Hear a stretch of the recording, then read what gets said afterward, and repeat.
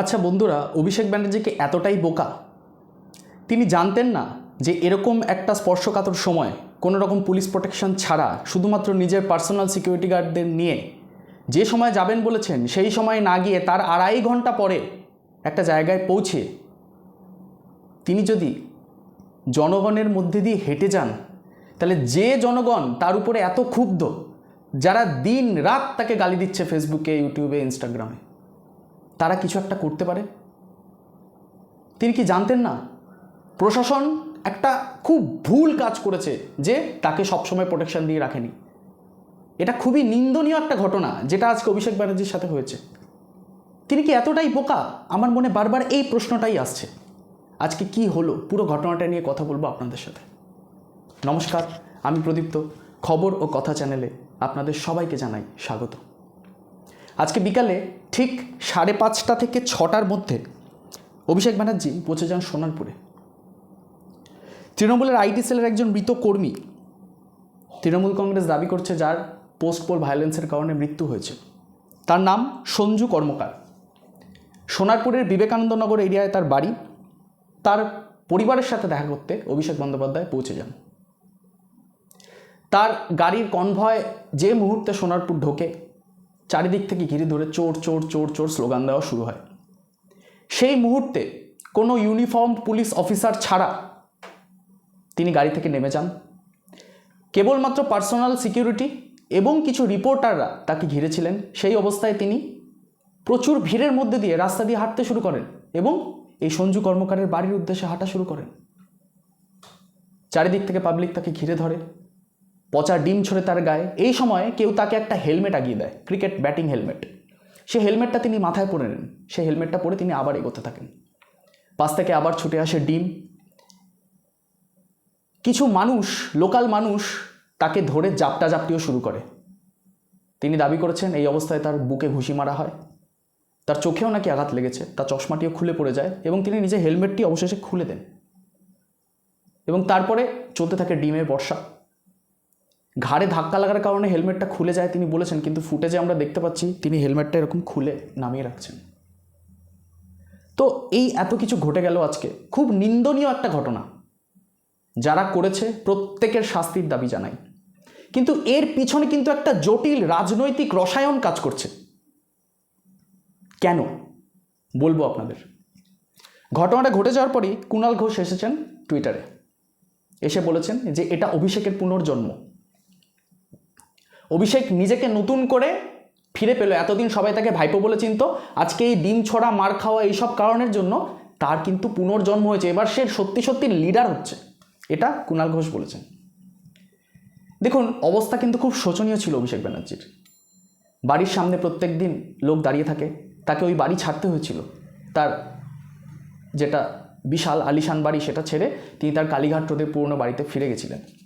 আজকে সকালে সিআইডি যখন তাকে নোটিশ সার্ভ করতে চায়, সোমবার দিন হাজিরা দেওয়ার কথা বলতে যায়, তিনি কিন্তু সেই বাড়ি থেকেই নোটিশটা রিসিভ করেছেন। তো সোমবার দিন তার হাজিরা দেওয়ার কথা। এই হাজিরা কিভাবে এড়ানো যেতে পারে? যদি তিনি হসপিটালে ভর্তি হন তাহলে এড়ানো যেতে পারে। আচ্ছা, এরকম সময় তিনি পৌঁছলেন সোনারপুরে, গিয়ে প্রচণ্ড মার খেলেন। মার খেয়ে এখন প্রথমে তিনি গেছিলেন অ্যাপোলো হসপিটালে। সেখান থেকে পরীক্ষা নিরীক্ষা করে বলা হয়েছে তিনি সুস্থ স্বাভাবিক আছেন। তার মুখে আঁচড়ের দাগ লেগেছিল, তাকে অ্যান্টিবায়োটিক্স দেওয়া হয়েছে, তাকে নিয়ম মতো স্যালাইন দেওয়া হয়েছে। তারপরে তাকে বলা হয় যে এই মুহূর্তে ভর্তি করার কোনো দরকার নেই, তাকে ছেড়ে দেওয়া হয়। তারপরে তিনি পৌঁছান বেলভিউ হসপিটালে, যেখানে এই মুহূর্তে তার মা লতা বন্দ্যোপাধ্যায়, তার সাথে মমতা বন্দ্যোপাধ্যায় দুজনেই কিন্তু 7টা থেকে 7:30টার মধ্যে এখানে গিয়ে পৌঁছেছেন। তো বেলভিউতে তাকে আবার জানিয়ে দেওয়া হয়েছে যে তার শরীরে এমন কিছু গুরুতর জখম নেই যার জন্য তাকে ভর্তি করা হবে। তো তাকে সেখান থেকেও কিন্তু ডিসচার্জ করা হবে। কিন্তু আপাতত আমরা যা জানতে পাচ্ছি, কিছু গুরুত্বপূর্ণ টেস্ট তার করা হচ্ছে। সেই টেস্টগুলো হলে, তার রেজাল্ট এলে তারপরেই কিন্তু তাকে ছাড়া হবে। এদিকে কুণাল ঘোষ আরেকবার বলেছেন যে অ্যাপোলো হসপিটালের উপরে নাকি চাপ সৃষ্টি করা হচ্ছিল, তাই তারা অভিষেক বন্দ্যোপাধ্যায়কে ভর্তি নিতে রাজি হয়নি। তারপরে ডেরেক ওব্রায়ান পুনরায় এলেন, এসে বললেন যে বেলভিউর উপরেও নাকি চাপ সৃষ্টি করা হচ্ছে, যে কারণে নাকি অভিষেক ব্যানার্জিকে ভর্তি নেওয়া হচ্ছে না। দেখুন, এই ঘটনা ঘটার পরে কিন্তু অস্বীকার করার জায়গা নেই, তৃণমূল কিন্তু কথা বলার কিছু জায়গা পেয়ে গেল। এতদিন কথা বললেই কিন্তু লোকে চোর চোর চোর চোর বলে চেঁচাচ্ছিল, কোনো কথা কেউ শুনছিল না। কিন্তু এই ঘটনাটা ঘটার পরে আদালতে বলুন, সরকারের কাছে বলুন, রাজ্য সরকার এবং সেন্ট্রাল গভর্নমেন্টের বিরুদ্ধে বলুন, কথা বলার জন্য একটা বিশাল টকিং পয়েন্ট কিন্তু অভিষেক ব্যানার্জি তৈরি করতে সক্ষম হয়েছেন। অখিলেশ যাদব অলরেডি টুইট করেছেন এবং এই ঘটনার নিন্দা জানিয়েছেন। এছাড়াও আন্তর্জাতিক বিভিন্ন সংস্থাগুলো কিন্তু নিউজ করতে শুরু করেছে, তারাও কিন্তু নিউজে লোকাল তাদের যে বাংলা নিউজ চ্যানেল আছে সেখানে কিন্তু এই নিউজটা সবাই আজকে কভার করছে। তো এই একটা জটিল একটা রাজনীতির খেলা, এই রাজনীতির খেলা বোঝার ক্ষমতা কি আমার আপনার আছে? আমি তো জানি আমার নেই। আমি শুধু একটা লাইন ভাবার চেষ্টা করছি যে এরকম কি হতে পারে, এরকম চিন্তাভাবনা থাকতে পারে কি এর পিছনে, যে একটা দলটাকে ঘুরে দাঁড়ানোর একটা জায়গা তৈরি করে দেওয়ার জন্য পুরোটাই একটা পরিকল্পিত ব্যাপার, পরিকল্পনার একটা প্ল্যান সাজিয়ে তিনি ওই সোনারপুরে ওই টাইমে পুলিশকে যে টাইম দিয়েছেন তার কিছুক্ষণ পরে সেখানে পৌঁছে গেলেন। এবং আরেকটা কথা ভাবুন, তাকে কিন্তু উদ্ধার করেছে সন্ধেবেলায় 6:30 থেকে 7টার মধ্যে তাকে উদ্ধার করা হয়েছে। কেন্দ্রীয় বাহিনী কিন্তু তাকে উদ্ধার করেছে। এই যে কেন্দ্রীয় বাহিনী তাকে উদ্ধার করেছে, তিনি কি যাওয়ার আগে এই কেন্দ্রীয় বাহিনীকে ইন্টিমেশন দিতে পারতেন না যে আমি এরকম জায়গায় যাচ্ছি, চোর চোর স্লোগান চারিদিকে উঠছে? তখনই তো তিনি জানাতে পারতেন। কিন্তু 1 ঘন্টা থেকে 1.5 ঘন্টা ব্যাপারটা ঘটেছে। তিনি অবশেষে সঞ্জু কর্মকারের বাড়ির ভেতরেই আশ্রয় নেন এবং বলেন কেউ যাতে সঞ্জু কর্মকারের মা বাবার উপরে অ্যাটাক না করেন তাই তিনি ওখানে বসে আছেন। তারপরে কেন্দ্রীয় বাহিনী এসে তাকে ওখান থেকে উদ্ধার করে নিয়ে যায়। তো সঞ্জু কর্মকারের মা বাবার উপরে অ্যাটাক করার ইন্টেনশন ছিল কি ছিল না তা তো আমার পক্ষে বলা সম্ভব না, কিন্তু তিনি ওখানে সঞ্জু কর্মকারের মায়ের হাত ধরে বসেছিলেন এবং বললেন যে এদের এই বৃদ্ধ মা বাবার উপরে যাতে কেউ অ্যাটাক না করে, তার জন্য যাতে এদের কোনো ক্ষতি না হয়, তাই তিনি ওখানে বসে আছেন। তো নানা মুনির নানা মত, বিভিন্ন মিডিয়া চ্যানেল বিভিন্নভাবে রিপোর্টটা করছে। এবার কিছু সাক্ষাৎকার উঠে এসেছে লোকাল লোকের, যারা আর কি এই কাজটা করেছে, যারা ডিম ছুঁড়েছে, যারা ঘুষি মেরেছে বুকে বলছে, তারা দেখুন গণতন্ত্রের আবহে এই রকম অরাজকতা কোনোদিন কিন্তু গ্রহণযোগ্য না। মানুষের মধ্যে ক্ষোভ থাকতে পারে, সেই ক্ষোভের প্রকাশ হতে হবে একটা গণতান্ত্রিক উপায়, আইনি মাধ্যমে, যেটা কিন্তু হচ্ছিল, যেটা কিন্তু আস্তে আস্তে প্রসেস শুরু হয়েছিল। এই পুরো ঘটনাটা ঘটে যাওয়ার ফলে পুরো প্রসেসটাই কিন্তু বিঘ্নিত হবে। এবার যখনই তাকে কেউ হাজিরা দিতে ডাকবে, সিআইডি হাজিরা দিতে রাখুক, থানা হাজিরা দিতে রাখুক, বা যে কেউ হাজিরা দিতে রাখবে, ভবানী ভবনে, লালবাজারে, যেখানেই ডাকা হোক, তিনি কিন্তু বলবেন তিনি অসুস্থ, তার চোট লেগেছে, তিনি কিন্তু যাবেন না হাজিরা দিতে, তিনি হসপিটালে গিয়ে ভর্তি হয়ে যাবেন। তার কাছে কিন্তু এটা বলার একটা দারুণ একটা সুযোগ তার কাছে চলে এলো। আচ্ছা, আরেকটা জিনিসও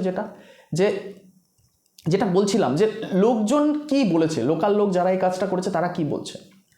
তাদের দাবি, তাদের মধ্যে কেউ টোটো চালক, কেউ রাস্তার পাশে ছোট ছোট গুমটিওয়ালা, তাদেরকে তৃণমূলের মিটিং মিছিল হলেই যেতে হতো সেই মিটিং মিছিলে, না গেলে তাদেরকে 1 সপ্তাহ 10 দিনের জন্য বসিয়ে দেওয়া হতো, তাদের দোকান বন্ধ করে দেওয়া হতো, টোটো চালাতে দেওয়া হতো না। এরকম বিভিন্ন কারণে তাদের মনের মধ্যে ক্ষোভ ছিল। একজন মহিলা বলছেন যে ভোটের পরে 10 বছরের একটি বাচ্চা মেয়েকে রেপ করা হয়েছে সেখানে তৃণমূল কর্মীদের মাধ্যমে, কারণ বাচ্চা মেয়েটির পরিবারের লোক বিজেপি করত। এই সমস্ত ঘটনা কিন্তু তৃণমূলের বিরুদ্ধে মানুষের মনে একটা চরম ক্ষোভ সৃষ্টি করেছিল। আমরা সারা রাজ্যে এখন দেখছি যে তৃণমূলের যে সমস্ত কর্মীরা কেউ জুটো পেটা হচ্ছেন, কেউ চটি পেটা হচ্ছেন। এই অবস্থাতে কেন তিনি এত কম প্রোটেকশন নিয়ে, এরকম যে টাইমে বললেন অন্য টাইমে কেন তিনি চলে গেলেন এমন একটা জায়গায় যেখানে তার সাথে এরকম একটা ঘটনা ঘটতে পারে? তিনি কি জানতেন না? এতটাই কাঁচা খেলোয়াড় তিনি? যাই হোক, প্রশ্নটা থাকবে আপনাদের কাছে। নমস্কার। প্রতিদিনের খবর নিয়মিত দেখতে সাবস্ক্রাইব করুন আমাদের চ্যানেলটিকে।